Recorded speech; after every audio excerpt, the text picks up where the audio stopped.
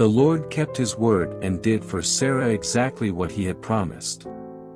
She became pregnant, and she gave birth to a son for Abraham in his old age. This happened at just the time God had said it would. And Abraham named their son Isaac. 8 days after Isaac was born, Abraham circumcised him as God had commanded. Abraham was 100 years old when Isaac was born. And Sarah declared, "God has brought me laughter. All who hear about this will laugh with me." Who would have said to Abraham that Sarah would nurse a baby? Yet I have given Abraham a son in his old age. When Isaac grew up and was about to be weaned, Abraham prepared a huge feast to celebrate the occasion. But Sarah saw Ishmael, the son of Abraham, and her Egyptian servant Hagar, making fun of her son, Isaac. So she turned to Abraham and demanded, "Get rid of that slave woman and her son. He is not going to share the inheritance with my son, Isaac. I won't have it." This upset Abraham very much because Ishmael was his son. But God told Abraham, "Do not be upset over the boy and your servant. Do whatever Sarah tells you, for Isaac is the son through whom your descendants will be counted. But I will also make a nation of the descendants of Hagar's son because he is your son, too." So Abraham got up early the next morning, prepared food and a container of water, and strapped them on Hagar's shoulders. Then he sent her away with their son, and she wandered aimlessly in the wilderness of Beersheba. When the water was gone, she put the boy in the shade of a bush. Then she went and sat down by herself about 100 yards away. "I don't want to watch the boy die," she said, as she burst into tears.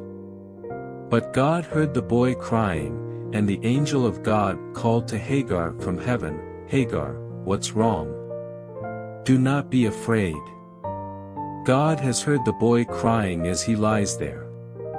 Go to him and comfort him, for I will make a great nation from his descendants." Then God opened Hagar's eyes, and she saw a well full of water. She quickly filled her water container and gave the boy a drink. And God was with the boy as he grew up in the wilderness. He became a skillful archer. And he settled in the wilderness of Paran. His mother arranged for him to marry a woman from the land of Egypt. About this time, Abimelech came with Phicol, his army commander, to visit Abraham. "God is obviously with you, helping you in everything you do," Abimelech said. "Swear to me in God's name that you will never deceive me, my children, or any of my descendants. I have been loyal to you, so now swear that you will be loyal to me and to this country where you are living as a foreigner." Abraham replied, "Yes, I swear to it." Then Abraham complained to Abimelech about a well that Abimelech's servants had taken by force from Abraham's servants. "This is the first I've heard of it," Abimelech answered. "I have no idea who is responsible. You have never complained about this before." Abraham then gave some of his sheep, goats, and cattle to Abimelech, and they made a treaty. But Abraham also took 7 additional female lambs and set them off by themselves. Abimelech asked, "Why have you set these 7 apart from the others?" Abraham replied, "Please accept these 7 lambs to show your agreement that I dug this well." Then he named the place Beersheba, which means, "well of the oath," because that was where they had sworn the oath. After making their covenant at Beersheba, Abimelech left with Phicol, the commander of his army, and they returned home to the land of the Philistines. Then Abraham planted a tamarisk tree at Beersheba, and there he worshipped the Lord, the eternal God. And Abraham lived as a foreigner in Philistine country for a long time. Some time later, God tested Abraham's faith. "Abraham," God called, "Yes," he replied. "Here I am.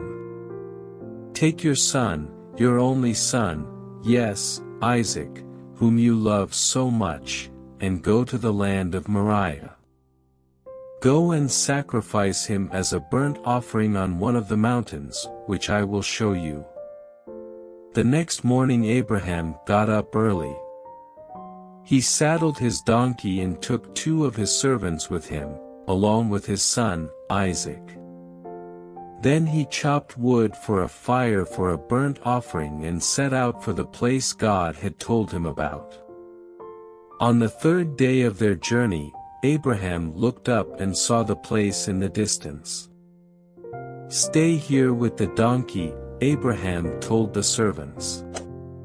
"The boy and I will travel a little farther. We will worship there, and then we will come right back."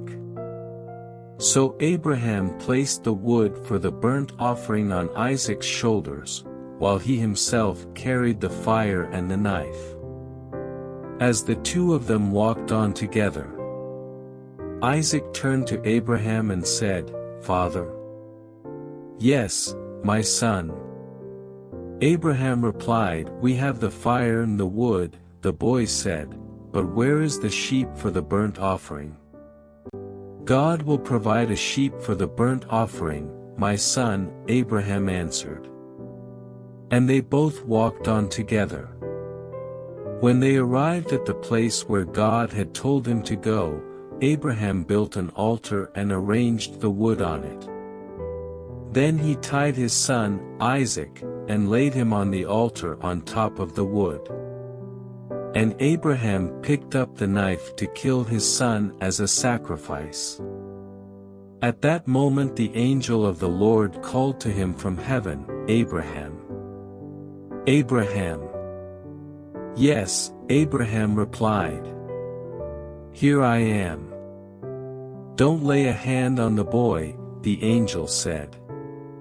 "Do not hurt him in any way, for now I know that you truly fear God. You have not withheld from me even your son, your only son." Then Abraham looked up and saw a ram caught by its horns in a thicket. So he took the ram and sacrificed it as a burnt offering in place of his son. Abraham named the place Yahweh, which means, "The Lord will provide." To this day, people still use that name as a proverb, "On the mountain of the Lord it will be provided." Then the angel of the Lord called again to Abraham from heaven. "This is what the Lord says, because you have obeyed me and have not withheld even your son, your only son, I swear by my own name that I will certainly bless you.